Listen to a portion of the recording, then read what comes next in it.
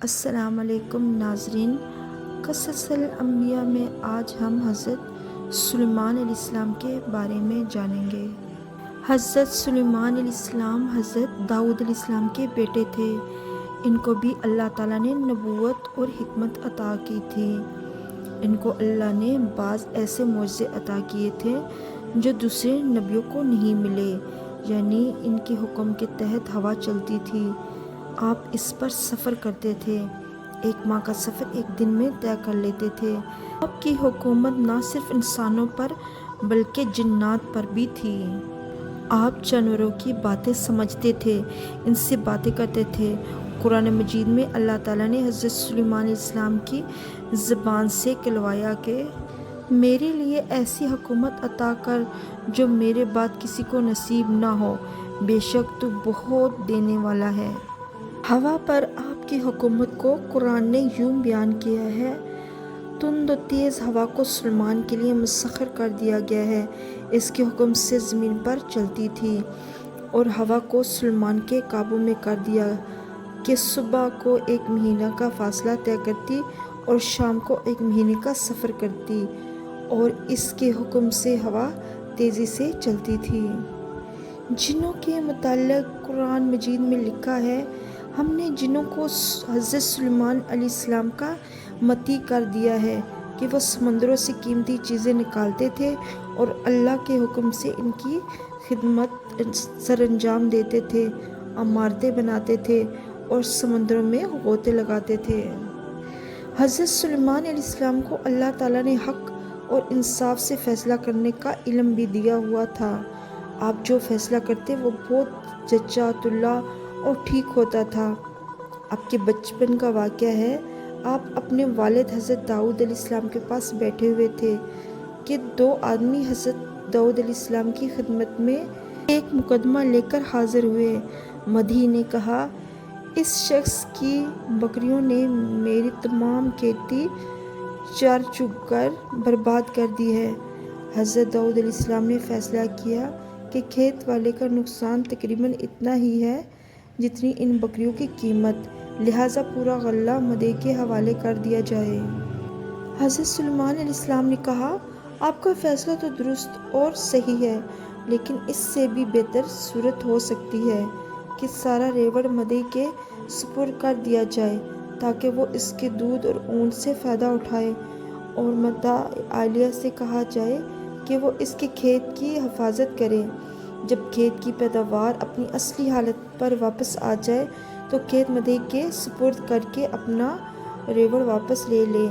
حضرت داؤد علیہ السلام کو بیٹے کا یہ فیصلہ بہت پسند آیا۔ حضرت سلیمان علیہ السلام کے حکم سے جنوں نے ایک مسجد ہیکل تعمیر کی اور اس کے چاروں طرف ایک شہر آباد کیا۔ یہ جن دور دور سے بڑے بڑے اور قیمتی پتھر لاتے تھے، بڑے بڑے حوض بنوائے گئے، کھانا پکانے کے لیے بڑی بڑی دیگیں بنائی گئی جو ایک ہی جگہ جمی رہتی۔ قرآن مجید میں حضرت سلیمان علیہ السلام کے گھوڑوں کا بھی ذکر کیا گیا ہے۔ کہتے ہیں کہ آپ کو اصیل گھوڑوں سے بہت محبت تھی اور آپ بڑے اہتمام سے ان کی پرورش کرتے تھے۔ ایک مرتبہ جہاد کے موقع پر آپ گھوڑے دیکھنے میں اس قدر محو ہو گئے کہ عصر کی نماز کا وقت جاتا رہا۔ آپ نے گھوڑوں کی پنڈلیوں اور گردنوں کو تھپ تھپایا کہ آئندہ مجھے اس طرح خدا کی یاد سے غافل نہ کرنا۔ ایک مرتبہ حضرت سلیمان علیہ السلام ایک بہت بڑے لشکر کے ساتھ، جس میں انسان، جن اور حیوانات شامل تھے، چیونٹیوں کی وادی سے گزرے۔ یہاں پر ہر طرف چیونٹیاں ہی چیونٹیاں تھیں۔ اب یہ بات ثابت ہو چکی ہے کہ ان کیڑے مکوڑوں میں بھی ایک طرح کی حکومت ہوتی ہے۔ چیونٹیوں کے بادشاہ نے اپنی قوم سے کہا کہ بادشاہ کا لشکر آ رہا ہے، تم اپنی جان بچانے کے لیے اپنے اپنے بلوں میں گھس جاؤ، ایسا نہ ہو کہ حضرت سلیمان کا لشکر تم کو اپنے پاؤں تلے رون ڈالے۔ حضرت سلیمان علیہ السلام نے چیونٹیوں کے بادشاہ کی بات سنی تو آپ کو ہنسی آ گئی اور فرمانے لگے، اے میرے پروردگار، مجھ کو توفیق دے کہ میں تیرا شکر گزار بندہ بنوں جو تو نے مجھ پر اور میرے والدین پر انعام کیا ہے، مجھ کو اپنی رحمت سے اپنے نیک بندوں میں داخل کر۔ قصر سلیمان اور ملکہ سبا کا واقعہ۔ حضرت سلیمان علیہ السلام کا دربار لگا ہوا تھا، جس میں سے جن، انسان، چرند پرند، حیوانات سبھی موجود تھے۔ حضرت سلیمان علیہ السلام نے دربار میں بیٹھے وہ پر نظر دوڑائی تو ان میں سے آپ کو ہدہد نظر نہ آیا۔ آپ نے فرمایا، میں ہدہد کو دربار میں نہیں پاتا۔ اگر اس نے بے خبری یا بے وجہ غیر حاضری کی تو اس کو سخت سزا دی جائے گی، یا ذبح ہی کر ڈالوں گا، یا پھر وہ اپنی غیر حاضری کی معقول وجہ بتائے۔ زیادہ دیر نہ ہوئی تھی کہ ہدہد بھی دربار میں حاضر ہو گیا۔ حضرت سلیمان علیہ السلام کے پوچھنے پر اس نے بتایا کہ میں آپ کے لیے ایسی خبر لایا ہوں جس کا آپ کو پہلے علم نہ تھا، اور وہ یہ کہ یمن کے علاقے میں سبا کی ایک ملکہ ہے جسے خدا نے سب کچھ دے رکھا ہے۔ اس کا تخت ایک بہت ہی قیمتی اور خوبصورت تخت ہے، لیکن شیطان نے اس کو گمراہ کر رکھا ہے۔ وہ اور اس کی قوم ایک خدا کی عبادت نہیں کرتے بلکہ سورج کی پوجا کرتے ہیں۔ حضرت سلیمان علیہ السلام نے فرمایا کہ تیرے جھوٹ اور سچ کا ابھی پتہ لگ جائے گا۔ میرا خط اس کے پاس لے جا اور دیکھ کہ وہ میرے خط کے متعلق کیا صلاح مشورہ کرتی ہے۔ خود حضرت سلیمان علیہ السلام کا خط لے کر سبا کی ملکہ کے پاس گیا اور کھڑکی سے خط گرا دیا۔ ملکہ نے خط پڑھا اور اپنے درباریوں سے کہنے لگی، میرے پاس ایک بڑی ہستی کا خط آیا ہے جس میں لکھا ہے کہ یہ خط سلیمان کی جانب سے اور اللہ کے نام سے شروع ہے، جو بڑا مہربان اور رحم والا ہے۔ میں تم کو اللہ کا پیغام پہنچاتا ہوں، خدا کے فرمانبردار ہو کر میرے پاس پہنچ جاؤ۔ ملکہ نے خط پڑھ کر اپنے درباریوں سے کہا کہ میں تمہارے مشورے کے بغیر کوئی قدم نہیں اٹھاتی، تو مجھے اس خط کے متعلق مشورہ دو کہ میں کیا کروں۔ درباریوں نے کہا کہ کسی سے ڈرنے کی ضرورت نہیں، ہم ایک بہت بڑی جنگی قوت کے مالک ہیں، فیصلہ آپ کے ہاتھ میں ہے، آپ جو حکم دیں گے ہم اس پر عمل کریں گے۔ ملکہ نے کہا کہ بے شک ہمارے پاس بہت بڑی فوج ہے، لیکن سلیمان کے معاملے میں ہمیں جلد بازی سے کام نہیں لینا چاہیے۔ جس طریقے سے یہ خط ہم کو ملا ہے اس کا تقاضا ہے کہ خوب سوچ سمجھ کر قدم اٹھایا جائے۔ میرے خیال میں یہ مناسب یہی ہے کہ بہت سے تحفے تحائف دے کر حضرت سلیمان کے دربار میں ایک وفد بھیجا جائے، وہاں جا کر ان کو اندازہ ہو جائے گا کہ وہ کتنی طاقت کا مالک ہے اور وہ ہم سب سے کیا چاہتا ہے۔ اگر وہ ہم سے بڑی طاقت کا بادشاہ ہو تو اس سے لڑنا فضول ہوگا۔ ملکہ سبا کے قاصد تحفے تحائف لے کر حضرت سلیمان علیہ السلام کی خدمت میں حاضر ہوئے۔ آپ نے فرمایا کہ تم نے اور تمہاری ملکہ نے میرے خط کا مقصد نہیں سمجھا، کیا تم ان قیمتی تحائف سے مجھے پھسلا سکو گے؟ تم یہ دیکھ رہے ہو کہ اللہ کا مجھ پر کتنا کرم ہے، تم یہ اپنے تحائف واپس لے جاؤ اور ملکہ سے کہو کہ اگر اس نے میرے حکم کو نہ مانا تو میں ایک بہت بڑا لشکر لے کر سبا والوں کو ذلیل و خوار کر کے شہر سے نکال دوں گا، اور یاد رکھو کہ تم میرا مقابلہ نہ کر سکو گے۔ قاصدوں نے واپس آ کر ملکہ سبا کو تمام حقیقت بیان کر دی اور جو کچھ انہوں نے وہاں دیکھا تھا بیان کیا کہ حضرت سلیمان علیہ السلام کس شان و شوکت کے مالک ہیں۔ انہوں نے بتایا کہ وہ صرف انسانوں پر ہی حکومت نہیں کرتے بلکہ جن، حیوانات پر بھی ان کی حکومت ہے، اور وہ سب ان کے حکم کے سامنے اپنے سروں کو جھکا دیتے ہیں۔ ملکہ سبا نے جب یہ حال سنا تو سوچا کہ حضرت سلیمان علیہ السلام سے لڑنا موت و ہلاکت کے منہ میں جانا ہے، بہتر یہی ہے کہ ان کے حکم کی تکمیل کی جائے۔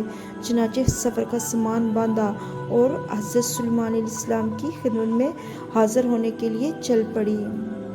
ادھر حضرت سلیمان علیہ السلام کو اللہ نے وحی کے ذریعے اطلاع دے دی تھی کہ ملکہ سبا آ رہی ہے۔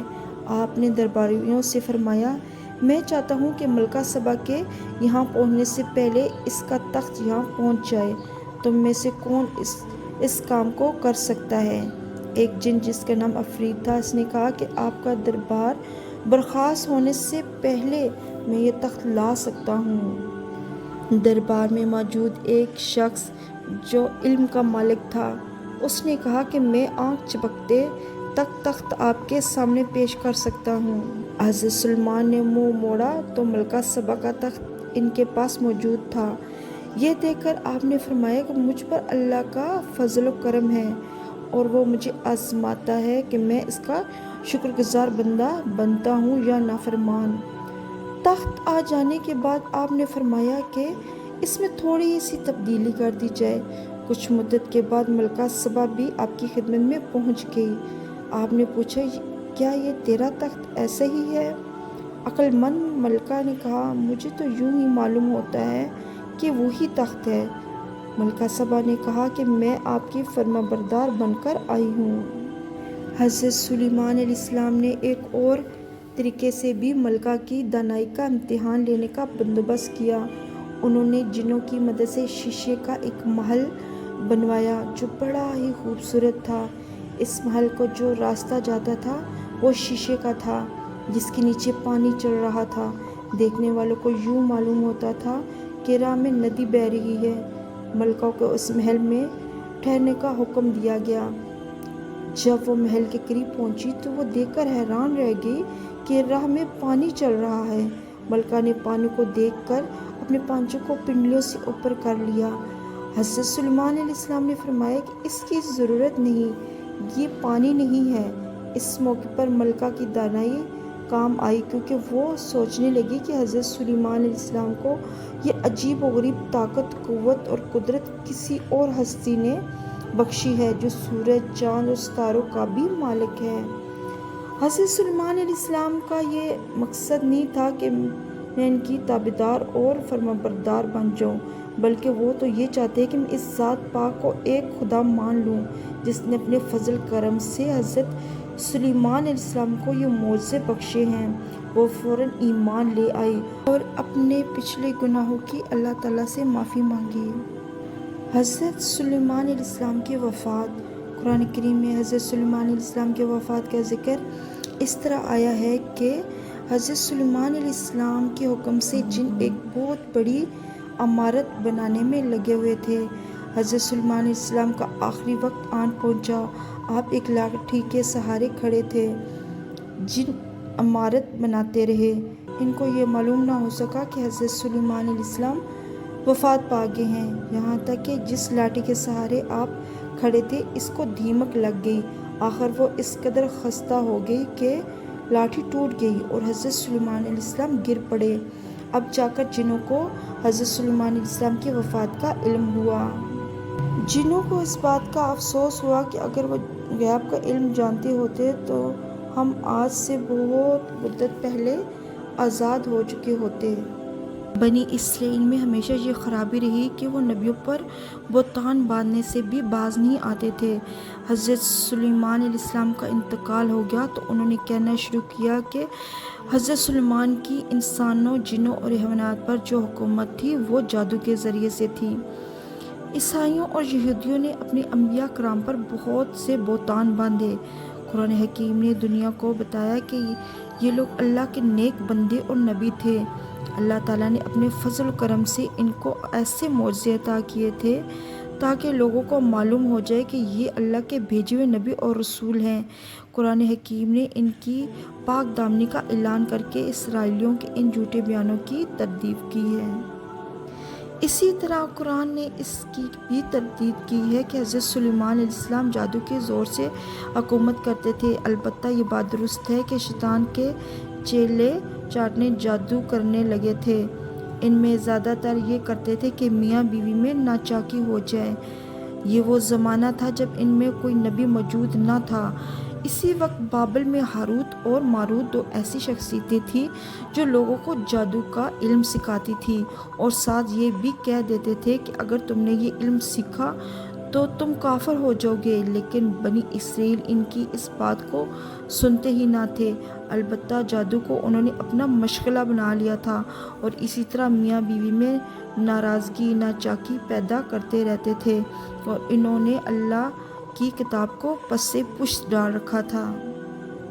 اس کہانی سے ہمیں یہ سبق ملتا ہے کہ اللہ کے نبی اور رسول پاک ہوتے ہیں، وہ کوئی ایسی بات نہیں کرتے جو اللہ کے حکم سے ہٹی ہو۔ حضرت سلیمان علیہ السلام کو اللہ نے اپنی نعمتوں سے نوازا تھا اللہ تعالیٰ ہر چیز پر قادر ہے، جیسے کہ قرآن حکیم کہتا ہے کہ جب وہ کہتا ہے کہ کوئی چیز ہو جائے تو وہ ہو جاتی ہے۔ یہ صرف اللہ کی قدرت ہے اور کسی میں یہ طاقت نہیں۔ وہ عام دستور سے ہٹ کر کوئی کام یا عمل کر سکتا ہے، اور وہ بھی اس کا دستور ہی ہوتا ہے جسے معجزہ کہا جاتا ہے۔ آخر دعوانا الحمدللہ رب العالمین۔